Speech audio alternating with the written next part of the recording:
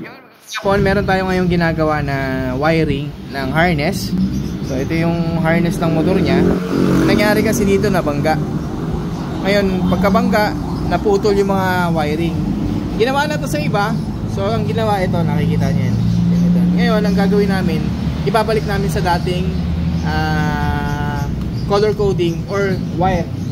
Meron kami harness dito na luma na pagkukunan namin ng ng wire. Ang tip lang, pagka kukuha kayo ng wire, check nyo lagi lahat kung sunog na o hindi pa, para hindi doble yung trabaho. Bigyan ko kayo ng ng idea kung paano magpalit ng wire at paano magkabit. And then gagamit tayo dito ng soldering iron, lead, electrical, or shrinkable tube. Ang ginagamit ng iba kasi shrinkable tube eh. Although naubusan tayo ngayon ng shrinkable tube, ang gagamitin lang natin ngayon is yung electrical na manipis. Okay? So, ito. Pakita ko sa inyo. Ako madali. Yan.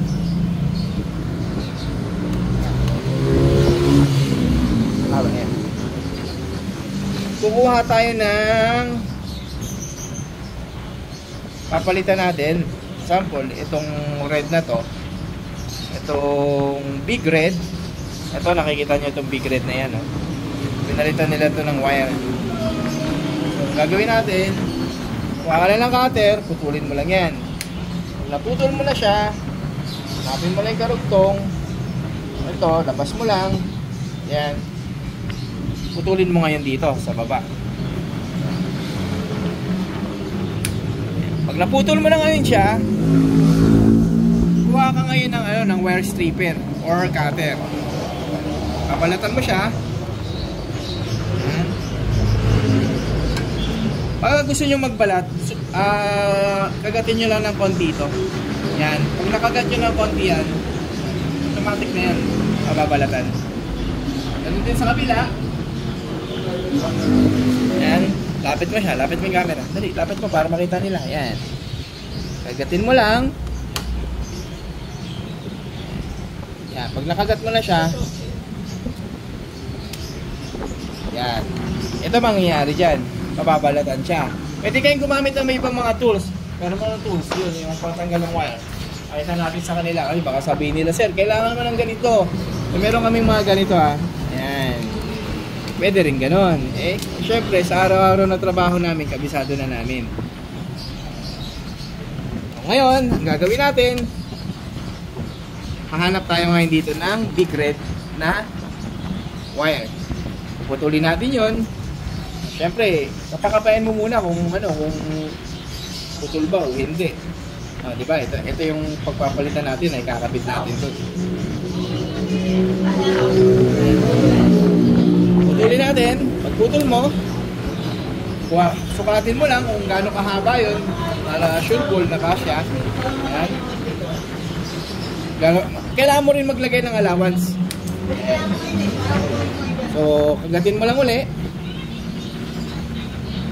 Pag nakagat, diba? Kagatin mo lang uli, and then tanggal na. Ngayon, paano mo naman siya ikakabit? Pag dudugtungin. Okay? Lapit mo yung camera.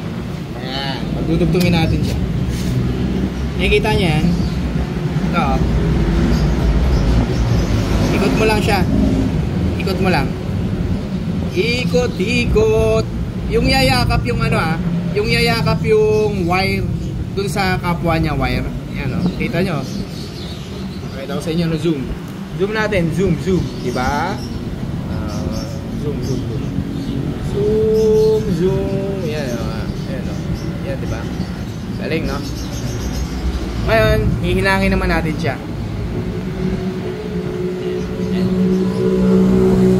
Bakit natin hinihinang?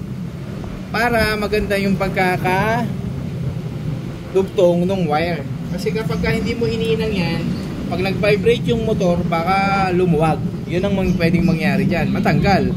So maghuhubad na naman ang harness. So ang tama paghinang, huwag nyong ididikit yung LED dito sa wire.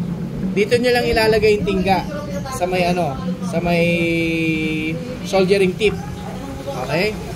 Sample, ito, hindi ko nilalagay, hindi ko inaano yung tingga dito sa may wire, ha? Dito sa soldering tip ko nilalagay. Diba? So kung saan nakakapit yan. Yan, o, diba? O. Ganun lang, basic na basic lang. Ayan, o, sobrang basic lang, o.